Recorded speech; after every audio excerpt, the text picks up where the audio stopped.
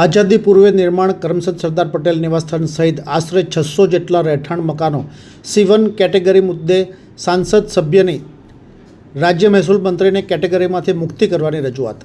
રાજ્ય સરકાર દ્વારા પ્રક્રિયા હાથ ધરી સરદાર પટેલની કર્મભૂમિ કરમસદ ખાતે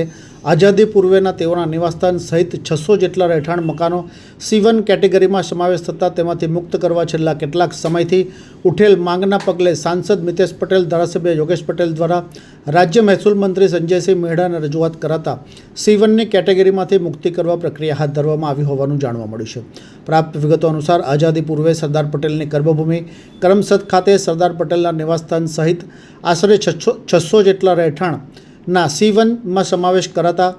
મકાન માલિક તેમના રહેઠાણ અન્યના નામે કે વેચાણ કરી ન શકેની સ્થિતિ સર્જાતા છેલ્લા કેટલાક સમયથી આ વિસ્તારના રહીશો દ્વારા C1 કેટેગરીમાંથી મુક્તિ કરવા સમયાંતરે માંગ કરવામાં આવતા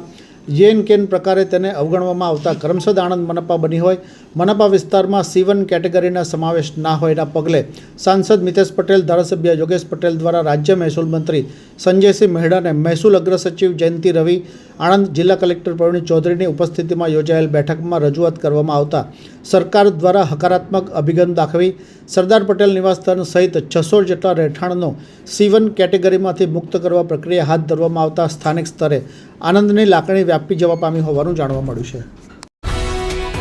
ये है हलचल टीवी नेटवर्क